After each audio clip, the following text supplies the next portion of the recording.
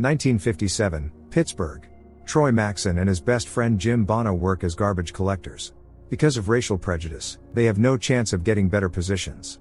Even driving the garbage truck is reserved for white men. They discuss a woman named Albertina, whom Troy recently met at a bar.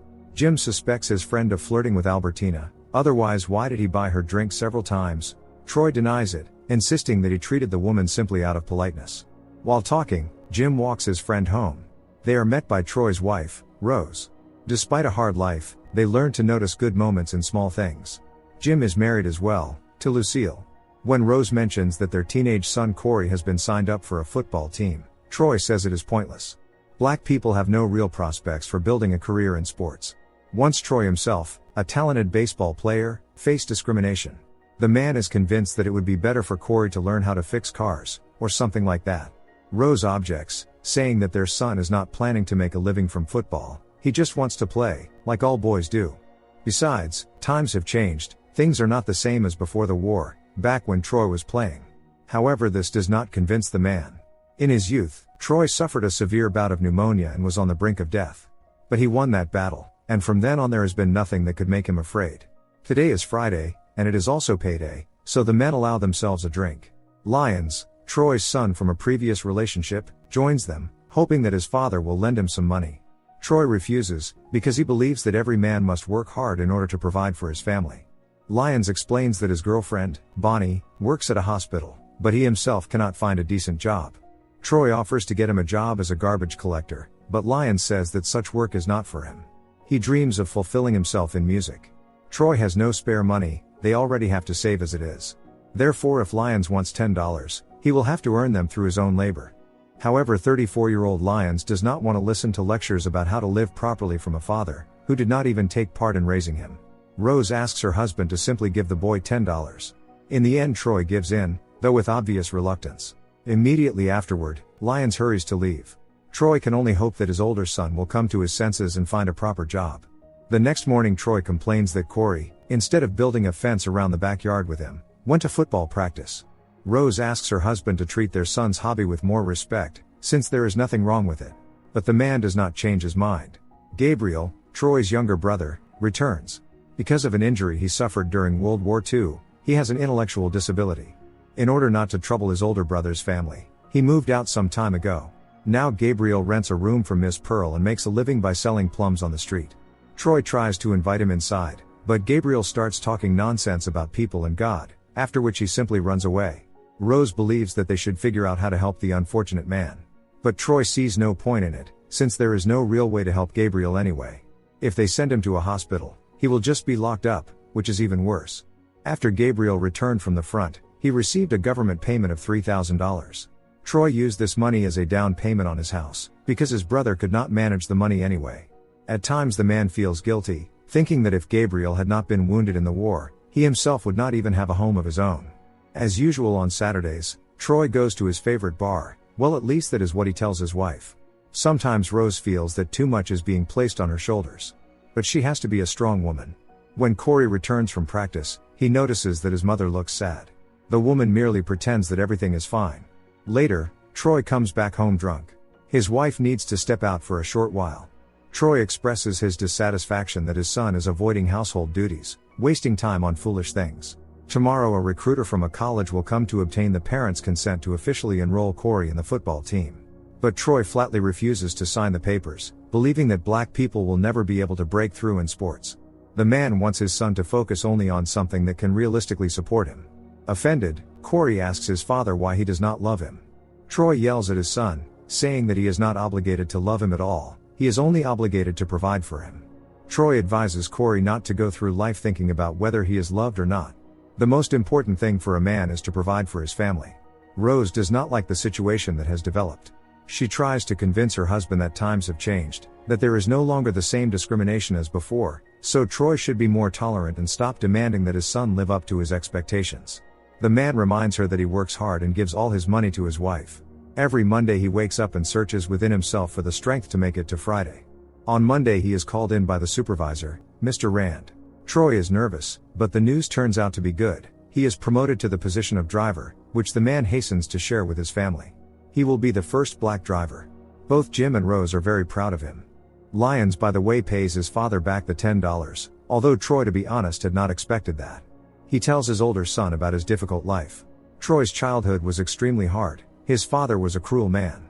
When Troy was only 8 years old, his mother could not take it anymore and left. He was forced to start working at 14. However, there were no decent jobs for black people, so Troy began stealing. When his first son was born, he had to steal 3 times as much. One day during an attempted robbery, he accidentally took a man's life and ended up in prison for 15 years. That is how he met Jim Bono, learned to play baseball, and came to understand that stealing was wrong. Of course, Leon's mother did not wait for Troy to get out of prison and built her own life. Lyons did not know much of this. He hopes that his father will someday come and listen to him play. However, Troy does not think this is a good idea. Music is not for him. Corey cannot forgive his father for what he has done.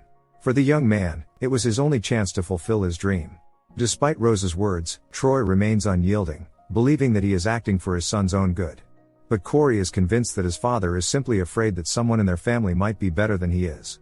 When Troy goes to bail Gabriel out, after he has once again been picked up by the police for disorderly conduct, Rose promises her son that she will talk to his father. Troy returns together with Jim, furious that he once again had to pay $50 for his brother. Jim suspects that Troy is after all having an affair with Albertina. Jim knows him too well and asks his friend to come to his senses, because Rose is a good wife and loves him very much. Jim does not want to see Troy ruin everything. He admits to the affair, claiming that Albertina has latched onto him and has no intention of letting go. Troy has thought about it a lot, but still has not figured out how to find a way out of the situation.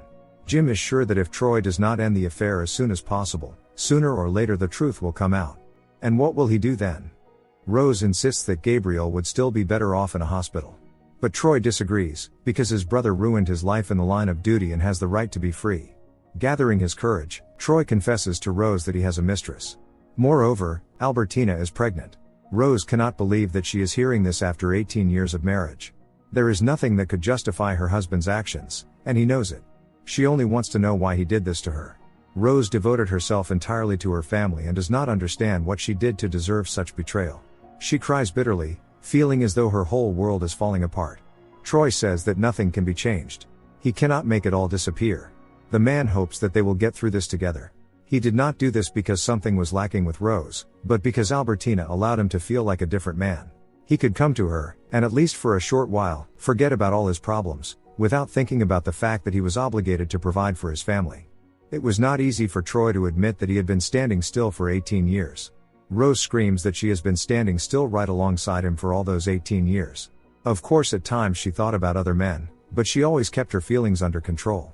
Rose gave Troy all of herself. And what did she receive in return? Troy grabs his wife by the arm, shouting that she did not only give, she also received. Corey intervenes in the conflict, standing up for his mother and pushing his father away.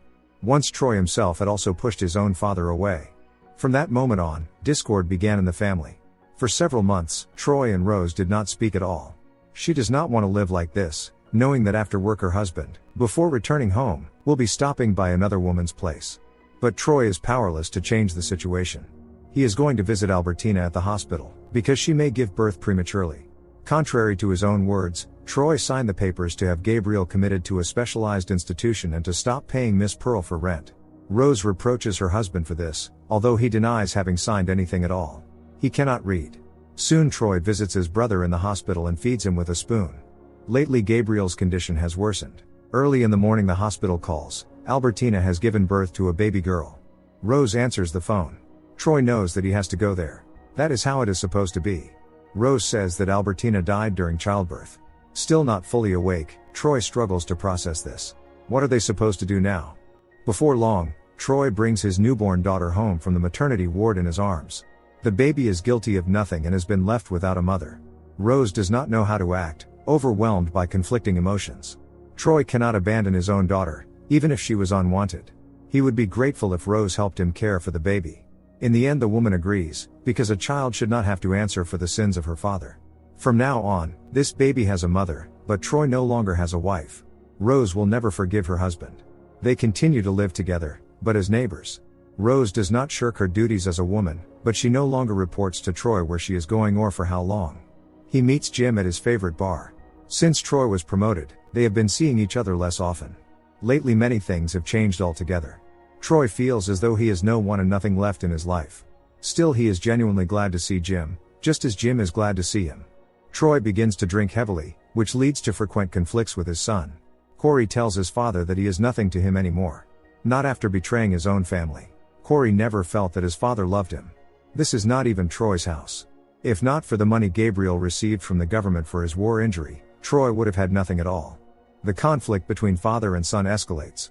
In the end, Corey snaps and grabs Troy's baseball bat, raising it as if to strike. But the young man does not have the nerve to land the blow. Troy lunges at his son and then throws him out of the house. 6 years pass. Little Raynal considers Rose her mother. Corey returns, now a Marine corporal. Rose hugs him tightly. He has come because today is his father's funeral. Troy died of a heart attack. Lyons is very proud of his brother, who managed to get his life together. For cashing other people's checks, Lyons received a 3-year prison sentence. He has 9 months left to serve. For now he has been released only to attend his father's funeral. Despite everything, Lyons does not plan to give up music. Ever. Raynal is happy to meet her brother.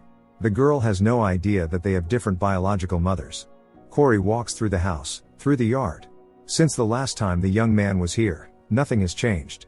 Through tears, Rose recalls how her husband simply collapsed with a baseball bat in his hands. It is hard for Corey to say this to his mother, but he does not want to attend his father's funeral. Rose does not even want to hear about it, telling her son that disrespecting one's father will not make him a man. Maybe Corey does not believe this, but his father wished him only good, even if in his own way. There were both good and bad moments in Rose's marriage. But one way or another, it was his choice, and she accepts it. Rose would not want to build her happiness on another person's misfortune. Yet, thanks to Raynal's arrival, it is as though she has lived another life. In the final scene, we see the whole family on their way to the cemetery. Warm rays of sunlight fall upon them. Don't forget to subscribe to our channel not to miss more exciting new products. Also, the authors will be pleased if you leave your opinion in the comments.